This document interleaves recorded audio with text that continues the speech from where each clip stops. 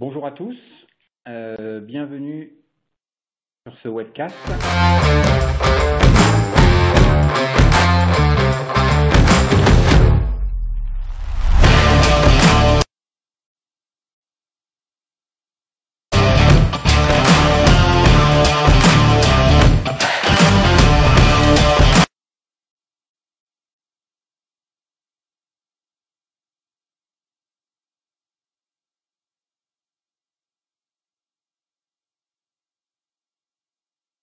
Bonjour à tous, je suis Nicolas Torel. Je vais vous présenter avec Karim ce webcast autour de l'évolution du rôle des DBA. Le sujet est tellement riche qu'on n'a pas pu s'empêcher de mettre un S sur le rôle. Il y a tellement de choses à raconter. Donc Nicolas Torel, j'encadre l'équipe d'architectes techniques sur la cloud platform Oracle. Et je serai accompagné de Karim Amran, qui dans l'équipe est un expert de notre plateforme. Mais avant de démarrer, je vais laisser la parole à Franck-Émile. Franck-Émile Lévy est directeur commercial chez Oracle. Franck-Émile, tu rencontres beaucoup de clients. Quel message te passent les DBA sur l'évolution de leur métier? Oui, bonjour Nicolas. En fait, voilà un peu les conversations qu'on a avec les DBA. Voilà comment on leur parle.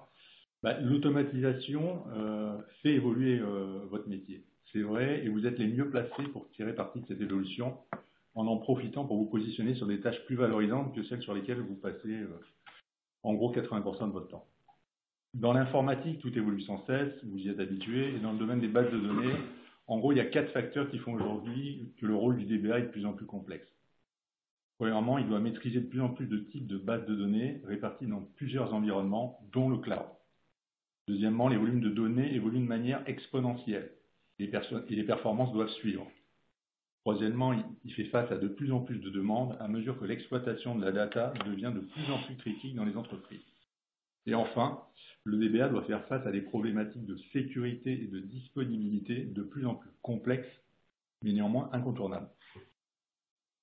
Carl Olofsson, qui est VP Recherche en data Management Software chez IDC, explique cela. Il dit que tous ces facteurs entraînent les entreprises à staffer des équipes entières de DBA pour parvenir à traiter toutes ces tâches et relever ces défis de performance et de sécurité des bases de données. De leur côté, les éditeurs de bases de données sont bien sûr là pour faire le support, corriger les bugs, mais cela génère de plus en plus de tâches et c'est bien sûr au DBA de les gérer. Or, comme vous le savez, cela prend du temps et les DBA sont déjà bien débordés. Heureusement, l'intégration de l'intelligence artificielle et du machine learning dans l'administration des bases de données permet d'automatiser un grand nombre de tâches à faible valeur ajoutée.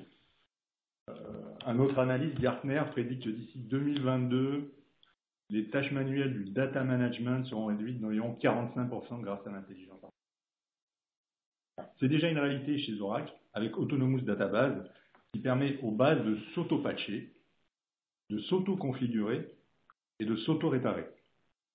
Alors, pour le DBA, la conséquence est simple. Un gain de temps énorme sur des tâches qui n'ont pas une grande valeur ajoutée. Ce qui signifie que plutôt que de passer 80% du temps dans le run et 20% dans le build, en gros, c'est la proportion que donne Gartner en général, eh bien, vous, DBA, allez pouvoir inverser la tendance et vous positionner sur des projets plus intéressants. Vous serez plus impliqué dans la phase de design et plus proche du monde des développeurs et des architectes et même des métiers. Donc, très concrètement, il y a pour nous 2 sujets essentiels que le DBA va pouvoir approfondir. La sécurité de la donnée et la haute disponibilité des systèmes. Pour la sécurité de la donnée, comme l'expliquait encore Carl Olofsson, notre expert IDC, la base de données peut s'auto-patcher, mais cela n'est pas suffisant. Cela ne prend en compte que les problèmes déjà identifiés.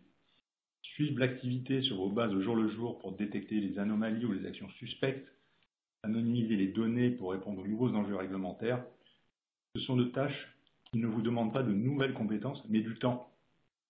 Et vous en aurez avec des solutions comme Autonomous Database. Le deuxième sujet, très important, la haute disponibilité des systèmes.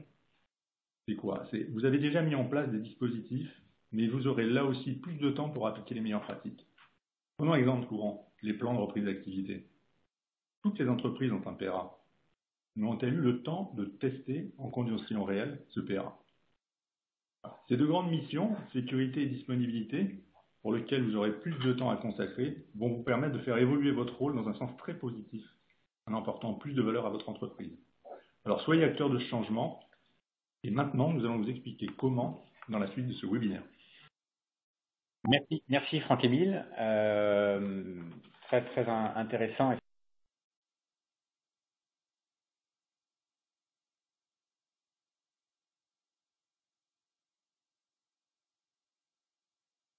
Aux équipes de DBA. Première chose importante, on va présenter ici des solutions, des produits Oracle, une vision, une roadmap sur nos solutions et des versions aussi en cours d'évolution. Voilà, tout ça pour dire que comme toujours, on présente ici des produits et des évolutions, donc il n'y a rien d'engageant de tout ce qu'on va vous présenter ici. Pour présenter ça, en fait, on a décidé avec Karim de travailler sous la forme d'un petit jeu de rôle dans lequel je vais être finalement le directeur des systèmes d'information d'une entreprise. Et je suis avec Karim, donc, qui est le patron de mon équipe de DBA. Et écoute, Karim, ces jours-ci, je te trouve, depuis quelques mois, assez stressé. Donc, j'avais plusieurs questions pour commencer. Comment vas-tu? Comment va ton équipe et sur quoi travaillez-vous en ce moment? Oui, bonjour Nicolas. Écoute, je vais bien malgré tout ce qui se passe autour de nous en ce moment. Mes équipes sont un peu occupées, d'accord? Alors, comme tu le sais, en cette période de l'année, c'est le lancement produit. Le lancement produit, c'est une phase dans l'entreprise qui consiste à mettre à jour le catalogue produit. Donc, on introduit de nouveaux produits et on annule certains autres. On élimine certains autres du catalogue. Et pour les lancements produits, il faut faire beaucoup d'assurance qualité. Donc, par conséquent, nous, en tant qu'équipe, nous avons besoin de provisionner quasiment tous les jours plus d'une dizaine d'environnements. Alors, cela se fait un petit peu, excusez-moi du terme, à l'arrache, parce qu'il faut faire très vite. On est en plein période de lancement, donc les retours sur les assurances qualité doivent être analysés très rapidement. On n'a pas le temps de profiler les configurations avec les développeurs, donc on met en place avec des templates standards.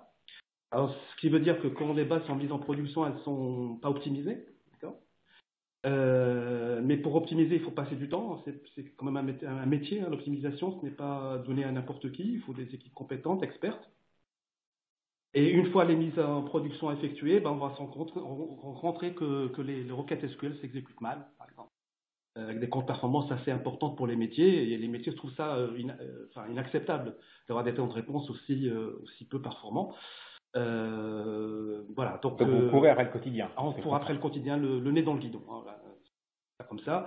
Je t'avoue qu'avec les métiers, ça peut devenir conflictuel. Nous, on essaie d'éviter les conflits avec les métiers parce qu'on est là pour leur rendre un service.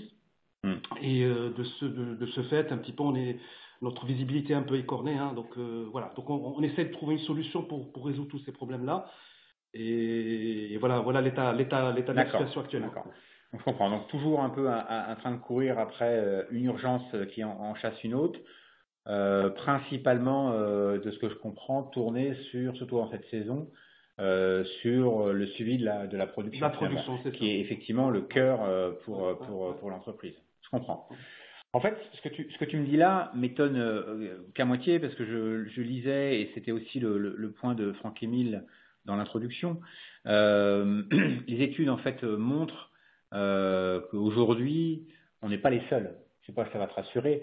On n'est pas les seuls, puisque des études montrent que 72% du budget d'une DSI comme la mienne est pris et consommé par aux tâches de maintenance. Bref, ce qu'on dit parfois vulgairement, faire en sorte de garder la lumière allumée sur la production. Ça, c'est un fait. Ce qui laisse peu de temps pour effectivement travailler la partie innovation. D'autres études montrent effectivement qu'on parle beaucoup de sécurité. Franck en parlait tout à l'heure. Sur la sécurité,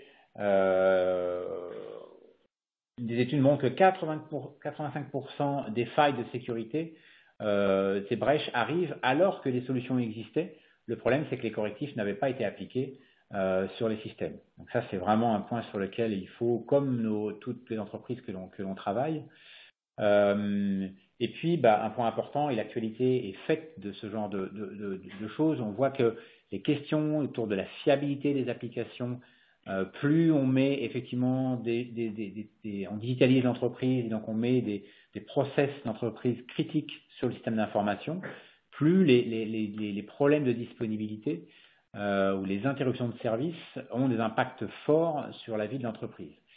Voilà. Donc 91% des sondés ont subi des indisponibilités dans leur centre de données avec des impacts plus ou moins importants. Donc tout ça, pour nos collègues, sont des sujets sur lesquels on doit travailler. Et pour avancer sur le sujet, dans ce sujet, il y a plein de choses. Il n'y a pas que tes équipes, ça ne concerne pas que les bases de données. Mais enfin, quand même, au bout du compte, beaucoup de choses sont dans la base.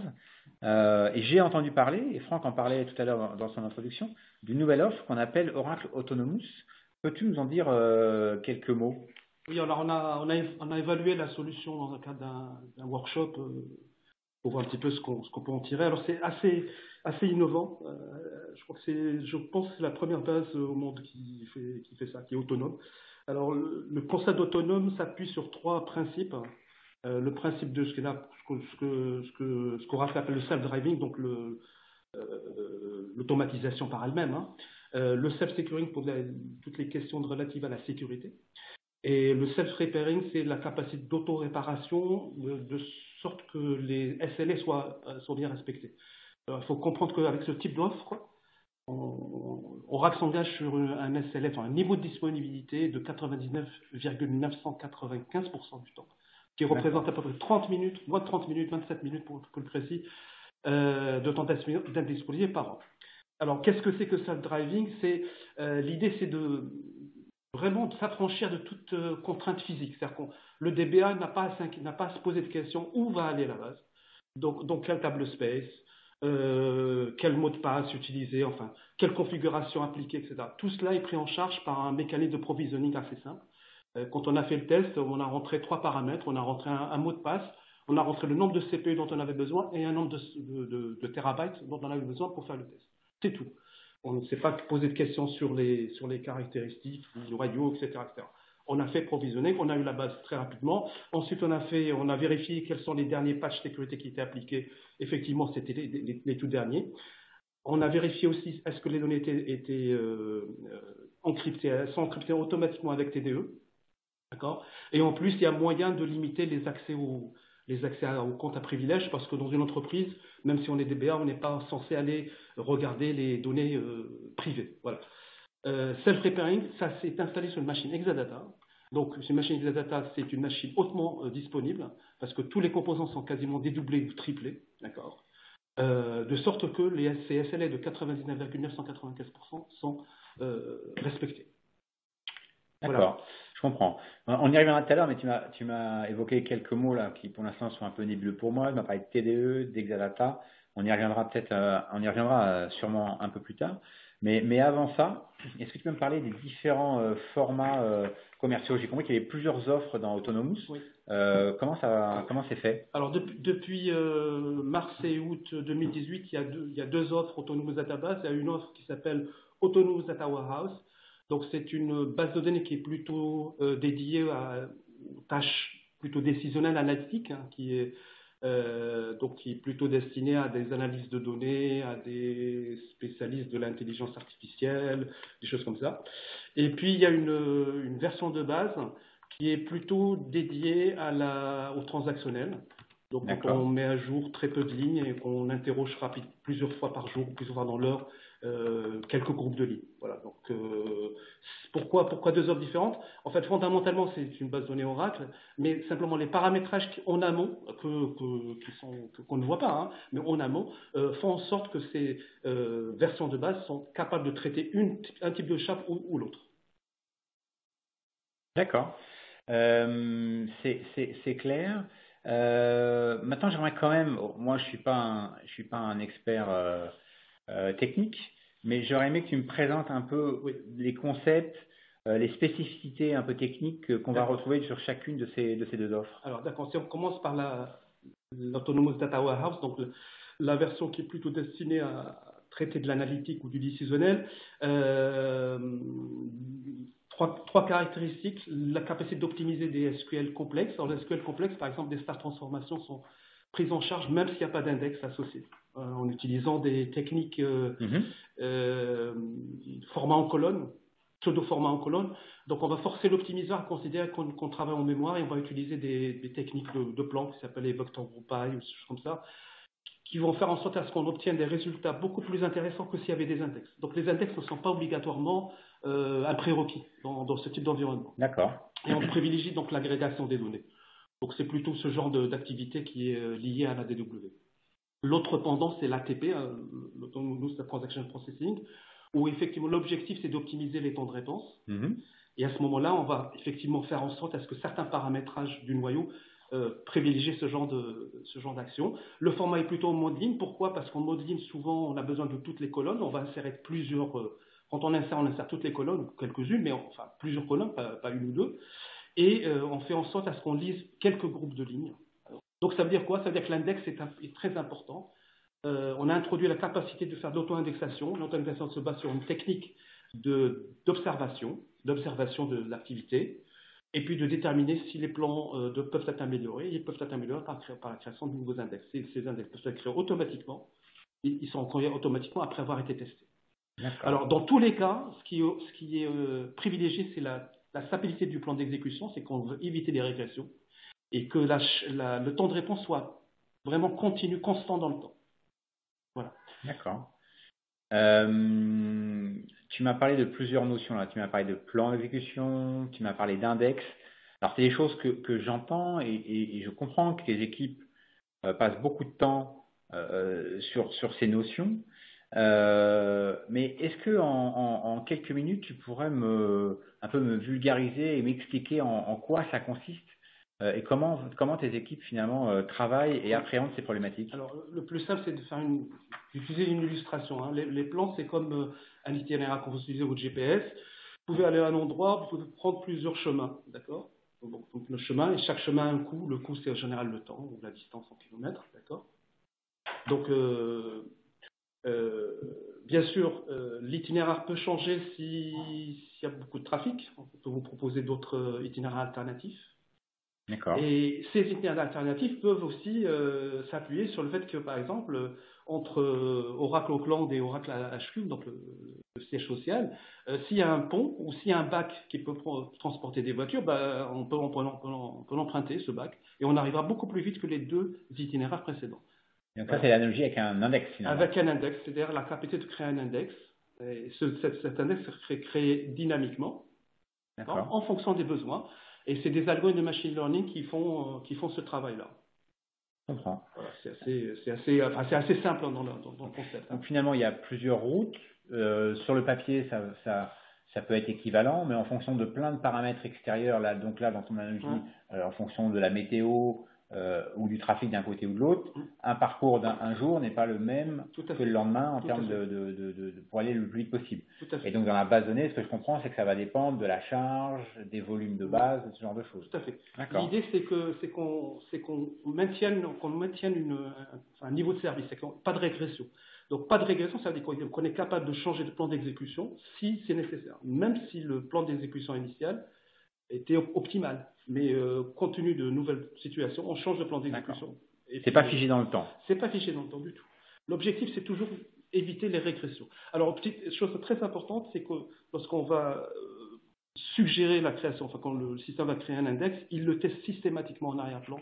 On utilise la technique de SQL Oracle Plan Management. C'est des techniques qui existent depuis longtemps chez Oracle. Et on n'applique le plan que si on est sûr qu'il ne produit pas de régression. Voilà. Sinon, on reste comme on était avant. Ok. Et donc, c'est aussi l'introduction de ces notions de machine learning pour que la machine, finalement, apprenne de ses expériences passées tous les tunings nécessaires en fonction, évidemment, de paramètres extérieurs qu'elle va retenir, qui va lui permettre de, finalement, prendre des décisions d'utiliser ou pas un index en fonction de l'historique qu'elle a des semaines et des jours passés. Parce qu'effectivement, comme tu l'as expliqué, nos applications, finalement, en fonction de la saison, tu as expliqué en ce moment avec les ventes qu'on avait un pic particulier, mais l'usage est particulier et il sera assez différent dans 3 semaines où on sera plutôt à faire les inventaires. Non, parce que Finalement, sur l'étape différente. les volumes changent, les volumes de données changent. Ouais, je comprends. Donc là, le tuning, c'est quelque chose sur lequel ton équipe travaille beaucoup aujourd'hui. On comprend là que cette solution va amener, va soulager, en tout cas, elle va se proposer de prendre en charge un certain nombre de choses. Ce qui veut dire que le métier de ton équipe va changer. Donc, tu me parles de tuning, mais c'est quoi en fait les sujets sur lesquels ils vont travailler différemment? Pour faire simple, en synthétisant, traditionnellement, un DBA assure 2 tâches, enfin 2 groupes de tâches spécifiques, qui sont les tâches liées aux performances, aux applications, à l'innovation de façon générale, et les tâches de maintenance. Alors les tâches de maintenance, c'est ce qu'on fait tous les jours, c'est le provisioning, c'est le patching, c'est les sauvegardes, c'est le DRP, c'est l'optimisation du modèle de base, c'est ce qui est time consuming quand on a des campagnes comme en ce moment, lancement produit. D'accord. Il faut répéter le travail pour chaque environnement. C'est pas des profils. Hein. Il faut vraiment tout est lié à un instant T. Donc le paramètre qui était bon à un instant T n'est plus valable à un instant T plus 1. Donc il faut en permanence s'adapter. Donc c'est time consuming, ça consomme beaucoup de temps. Et ça consomme beaucoup de temps au détriment effectivement des tâches d'innovation. On travaille très peu avec les développeurs, ce qui n'est pas normal. D'accord. Et donc éventuellement, effectivement, si on adopte l'autonomous database, il est sûr que les tâches de maintenance seront réduites à une portion congrue. Effectivement, on n'a pas besoin de sauvegarder. Les sauvegardes sont prises en charge automatiquement par Autonomous. Donc ce que je comprends dans cette évolution, moins de temps à faire du tuning et à passer du temps à provisionner les environnements, surtout pour les équipes de développement. J'ai compris qu'elles étaient très gourmandes. Ces équipes-là à créer des environnements à la volée pour hier. Pas seulement. Les métiers aussi ont besoin, par exemple, de valider un certain nombre d'hypothèses. Des fois, c'est des métiers qui demandent de provisionner des environnements. D'accord. Donc moins de temps sur ces sujets-là pour en consacrer plus dans le futur sur des nouveaux sujets.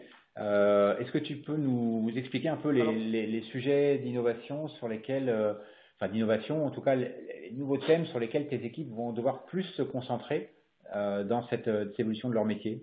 Bon, on a identifié quatre axes principalement.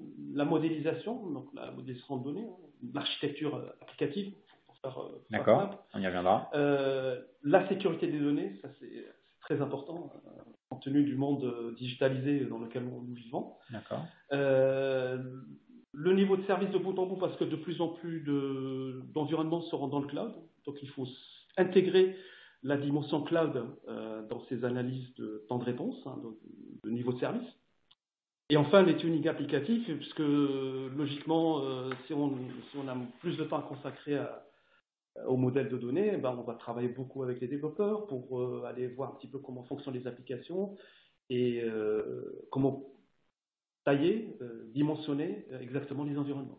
D'accord. C'est les 4 axes principaux qu'on a identifiés sur lesquels les équipes vont devoir travailler. Ok, on va rapidement, je vais te poser 2-3 questions pour que tu puisses illustrer sur ces 4 axes.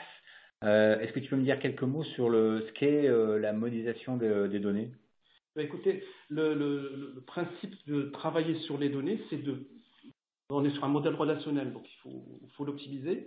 Et il faut surtout être sûr que les modèles conceptuels qu'on va mettre en avant seront adaptés au monde physique. C'est-à-dire qu'on va travailler effectivement beaucoup avec les métiers pour être sûr que ce qu'on a modélisé est représentatif d'une réalité et que ce n'est pas une simple vue de l'esprit, pour que ce soit opérationnel.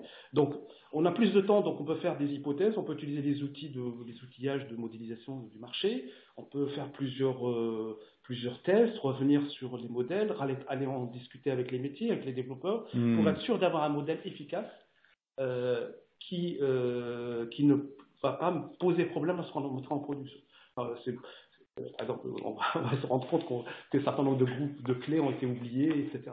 Ça me parle ce que tu me dis, parce que combien de fois j'ai entendu le patron des métiers me dire on sait que c'est pas forcément optimal. Quand on avait fait les tests, on avait peu de volume, ça marchait bien. Quand on a commencé à charger, on voit que finalement c'est pas un code très performant.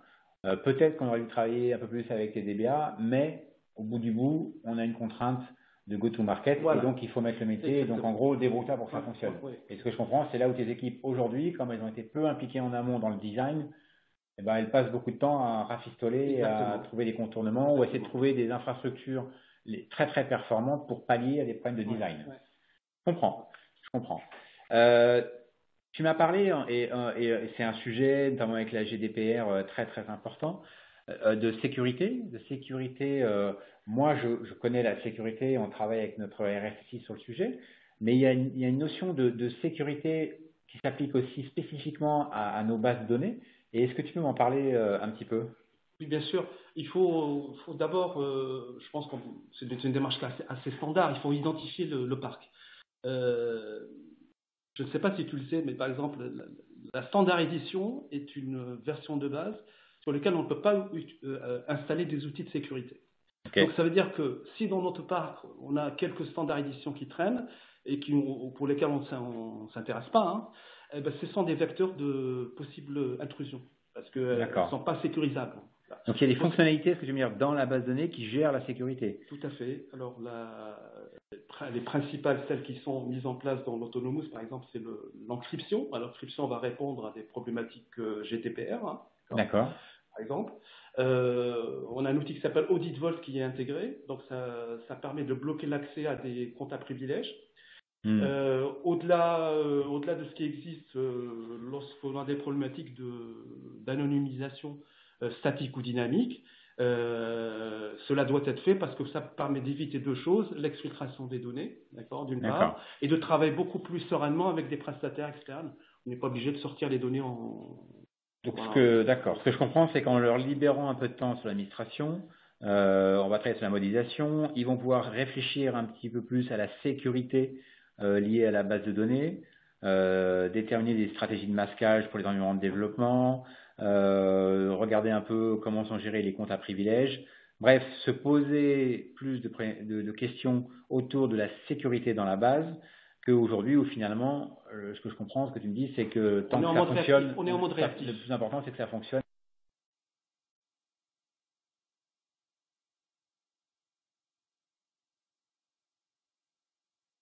Qui monte en priorité chez nos DBA. Tu m'as parlé de niveau de service, et effectivement, on a connu par le passé des arrêts de service. Moi, j'avais une vision très infrastructure de cette problématique-là, avec des serveurs redondants, avec des baies de stockage de plus en plus performantes. Mais tu me dis que c'est aussi une problématique sur laquelle les DBA gagneraient à passer plus de temps? Oui, effectivement, parce que ce qu'il faut comprendre, c'est que de plus en plus d'environnements vont se déplacer vers le cloud. Et donc, on va régler un problème qui est celui par exemple, du temps de disponibilité, du provisioning, etc. Mais on va peut-être en introduire un, c'est qu'on n'est plus dans notre réseau dédié, on est peut-être dans un réseau public, même s'il y a un lien spécialisé qui nous relie à ces réseaux publics. Et donc, le composant temps de réponse va devenir essentiel en termes de niveau de service. Donc, il faut absolument le surveiller et l'intégrer dans les stratégies SLA vers les métiers. Voilà.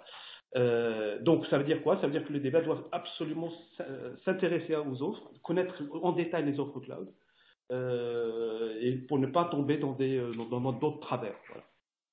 D'accord, je comprends. Donc là, la disponibilité, le design et faire en sorte, effectivement, il y a des fonctionnalités dans la base qui permettent de répondre à ces problématiques de haute disponibilité dans la base de données. Là, ce qu'on dit, c'est que dès le design des applications, il vaut mieux réfléchir au niveau de disponibilité attendu au moment de la conception plutôt que de le faire après coup, une fois que les applications sont en production. On revient sur les sujets de tuning. Le tuning applicatif, qu'est-ce que c'est? Quelle différence avec ce que tu as présenté tout à l'heure? D'abord, il y a une règle essentielle, c'est qu'on ne va pas passer du temps à tuner des requêtes qui n'ont pas d'impact métier. D'accord. On ne va pas passer 2 mois à tuner une requête qui est utilisée tous les 36 mois. Voilà, exactement. Je comprends. Donc, il faut bien faire une serialisation, une priorisation des tâches, s'intéresser aux requêtes qui sont problématiques uniquement du point de vue métier. Donc, c'est pour ça qu'il faut travailler avec les métiers. Il faut absolument revenir au métier, leur dire quels sont dans leur processus métier les composants applicatifs qui doivent être surveillés, qui doivent être tunés. D'accord. Voilà, ça, c'est la règle numéro 1. La gestion des accès aux données dans le cloud est aussi primordiale. On n'est plus dans un modèle on-prem, donc il faut vérifier qui a droit à quoi, c'est important. Et d'autre part, profiter de la capacité qu'on a maintenant dans les bases, de faire du multimodèle par exemple, de voir si d'autres formats de données ne peuvent pas être implémentés. Dans la base Oracle, on peut implémenter des modèles au format JSON par exemple. On peut utiliser le in-memory pour accélérer le requêtage par exemple.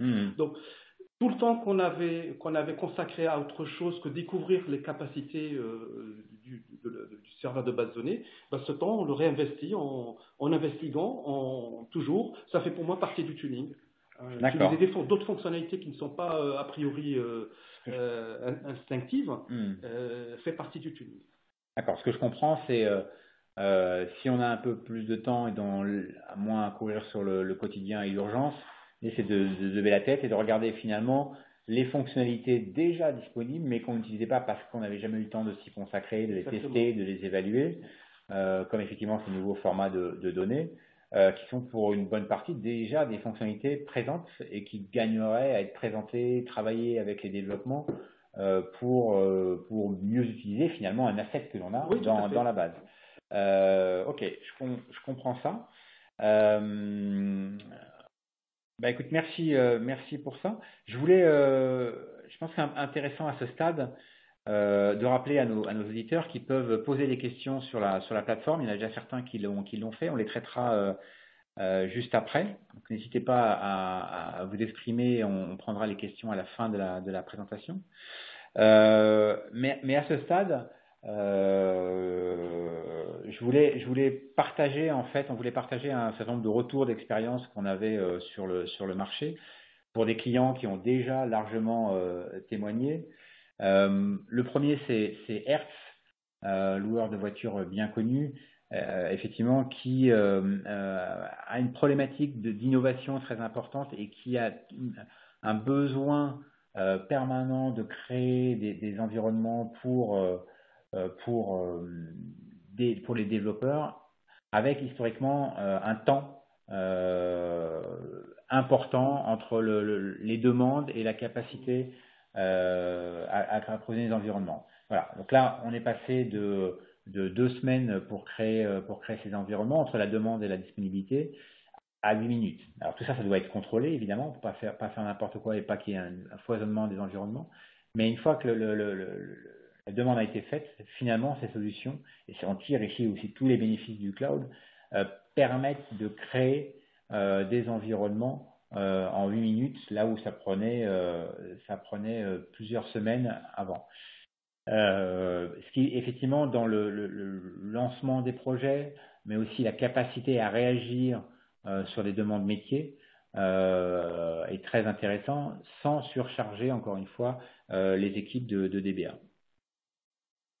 Alors, est-ce que tu peux nous parler de QLX?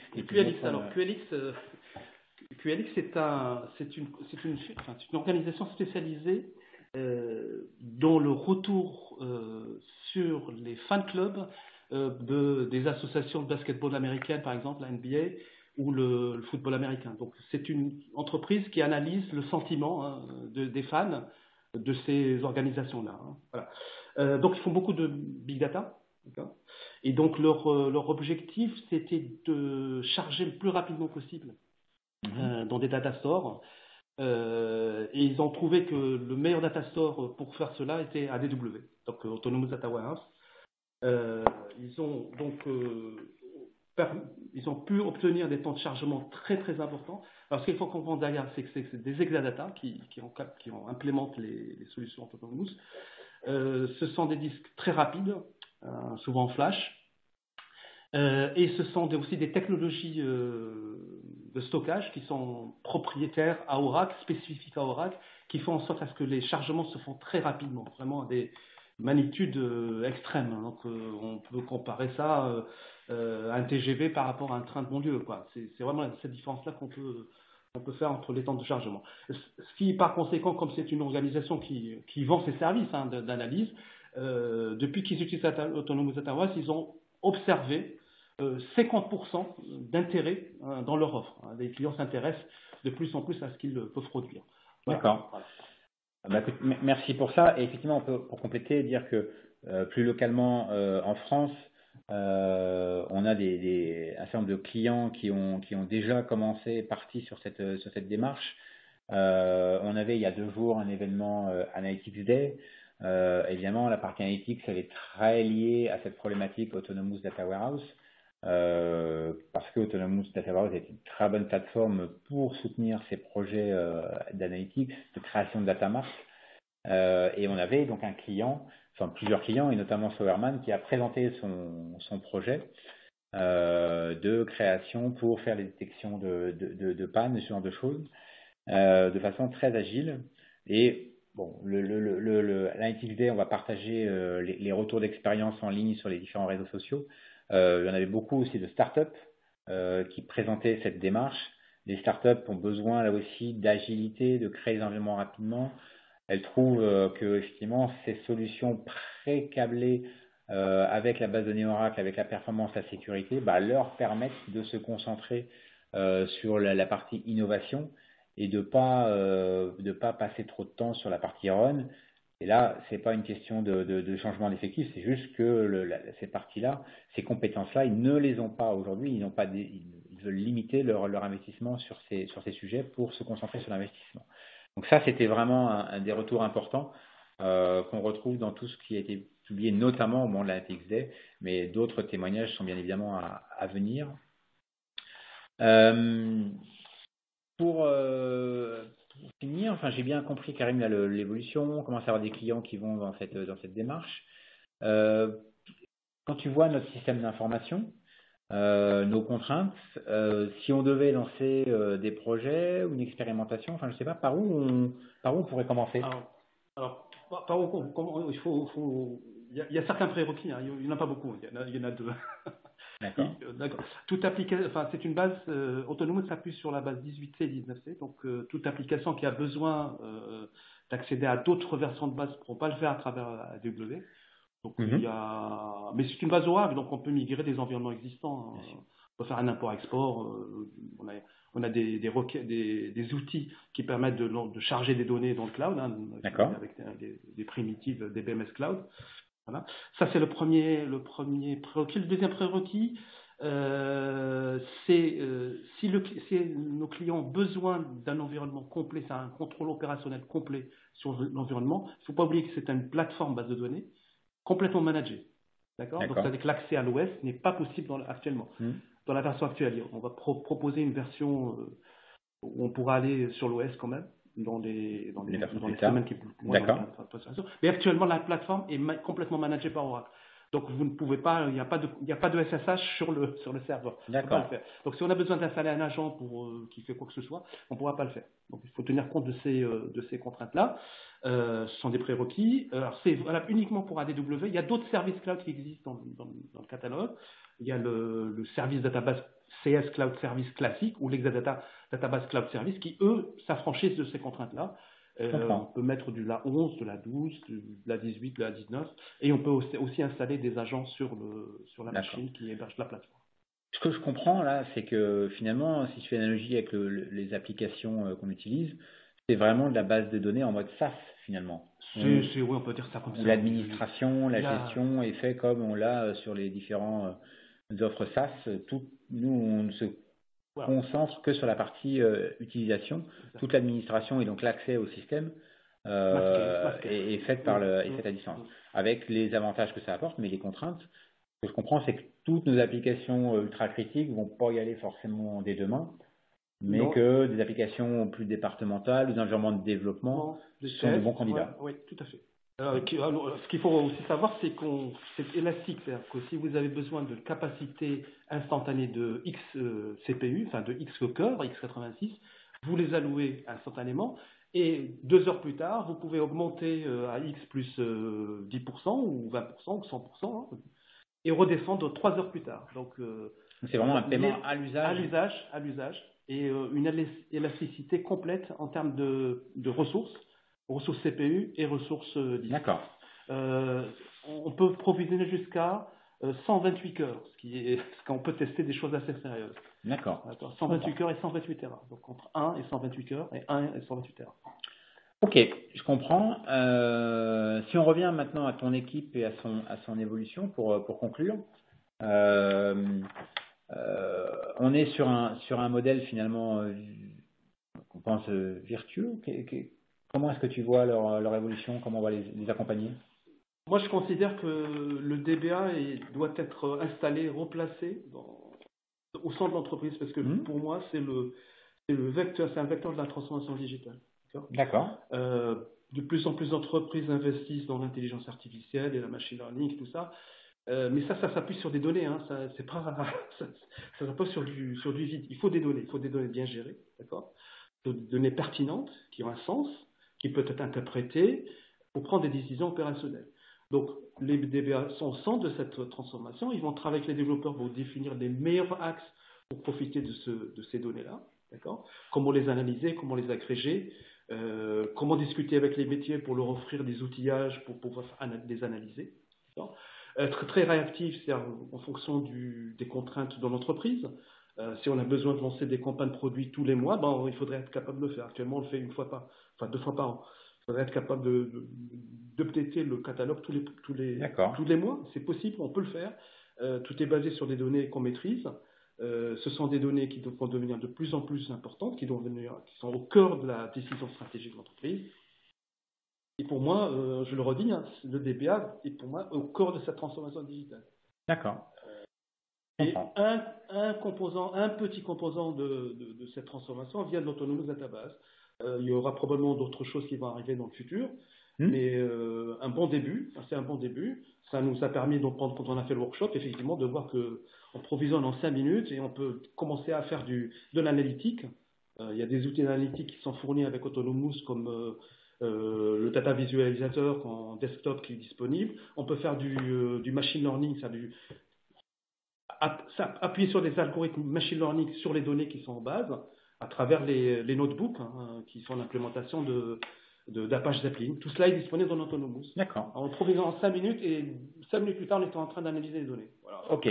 Bah, de ce que je comprends, en plus, en se connectant là sur le site Oracle, sans aucune forme d'engagement, on peut faire un test, puisqu'il y a des crédits cloud qui sont disponibles.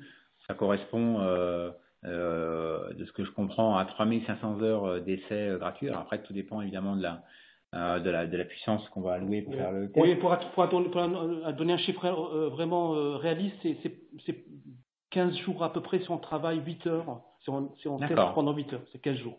Ce qui est pas mal. Ce qui est pas mal pour faire une évaluation. Et puis, de toute façon, s'il y a un besoin plus important, nos correspondants Oracle sont là pour regarder quel est le meilleur moyen, la meilleure façon de nous accompagner dans cette phase d'évaluation. Le point important, encore une fois, c'est de le tester pour comprendre, les fonctionnalités, mais aussi pour que les équipes démystifient finalement le sujet et comprennent par l'exemple ce dont on parle quand on parle de faire du tuning, du patching automatique. Ça change un peu les rôles et responsabilités, et faire un test est la bonne occasion pour regarder concrètement comment ça fonctionne, quelles sont les performances et ce qu'on pourra en tirer. Écoute, merci Karim. Avant de conclure, on va prendre les questions qui ont été posées sur la plateforme. Il y en a plusieurs.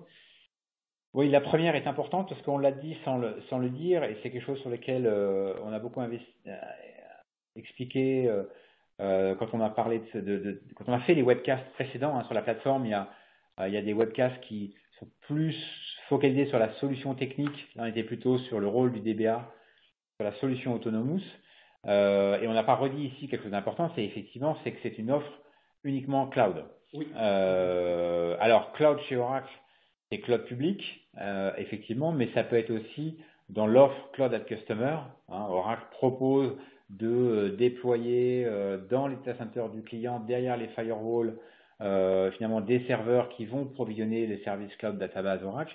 Et donc, l'offre Autonomous sera disponible dans ce modèle-là. Mais fondamentalement, toute cette offre qui s'appuie sur de l'Exadata, sur les versions récentes de la base de données, sur le machine learning, sont des offres cloud.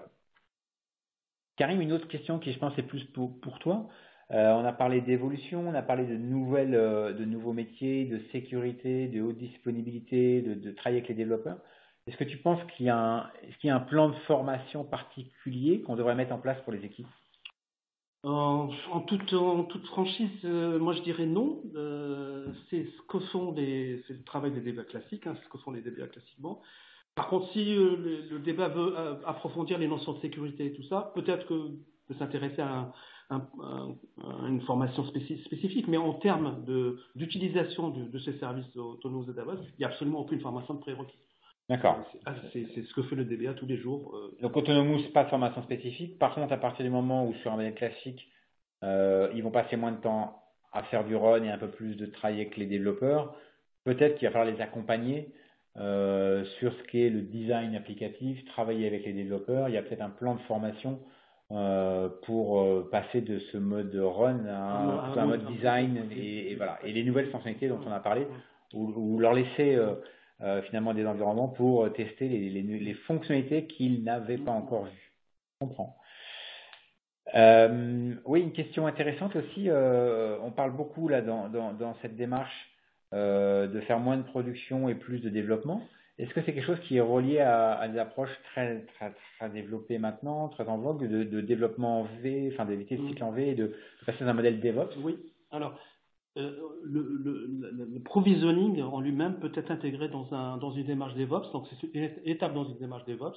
Si on prend un framework comme Jenkins, par exemple, on peut intégrer dans une étape Jenkins le provisioning, et le provisioning peut se faire à travers les outils de code d'infrastructure as a code comme Terraform, par exemple. D'accord. Donc, on a des profils qui existent, qui sont sur le GitHub. Il faut aller sur le GitHub d'Oracle pour trouver les bons scripts.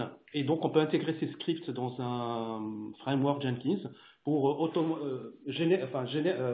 coordonner la mise à disposition d'un environnement de développement, par exemple, avec des descriptifs de table et de PLSQL, avec la création de la base. Ok, voilà. Je comprends. Ok. C'est tout à fait possible. Ouais. Oui, dernière question sur la plateforme que je vais prendre. Effectivement, le modèle commercial, point important. Si vous allez sur cloud.oracle.com, vous aurez l'ensemble des informations. Mais ce qu'on peut dire, c'est que les deux métriques, comme Karim l'a dit tout à l'heure, qui font le coût de la plateforme, sont la puissance de calcul. Et donc cette puissance de calcul, elle est à l'heure. On est sur un modèle, si on est vraiment pur à la demande, de 2 euros par heure par OCPU. Ça donne une flexibilité très importante. Et l'autre axe va être le stockage, qui lui est au mois. Donc sur le CPU, ce qui est intéressant, c'est que si à un moment la plateforme n'est pas utilisée, on peut même descendre jusqu'à 0 CPU. Là, il n'y a pas de puissance, pas de calcul, on stocke les données simplement. Et après, en fonction de l'exécution, on a un moyen de monter de 1 à un grand nombre d'OCPU. Voilà, 2,10 € par OCPU. Et l'autre axe important, bien sûr, c'est aussi le stockage, qui lui est au mois, avec des prix qui vont en pay-as-you-go à 192 € ou 128 quand on est en MonstyFlex. MonstyFlex, c'est aussi, c'est le modèle commercial Oracle, c'est l'engagement d'un client à consommer un certain nombre de services cloud Oracle sur un mois. Voilà, donc un prix CPU, stockage, et c'est tout. Voilà. Merci à tous. Je pense que j'ai répondu à toutes les questions qui étaient en ligne. S'il y a d'autres questions, n'hésitez pas. Vous avez nos mails dans la présentation, donc nicolas.torel@oracle.com et karim.amran@oracle.com. N'hésitez pas à nous contacter ou vos représentants et correspondants Oracle. On sera heureux de vous accompagner dans cette transformation que l'on pense vertueuse du métier du DBA Oracle. Et à bientôt pour d'autres webcasts sur cette plateforme. Merci et bonne journée.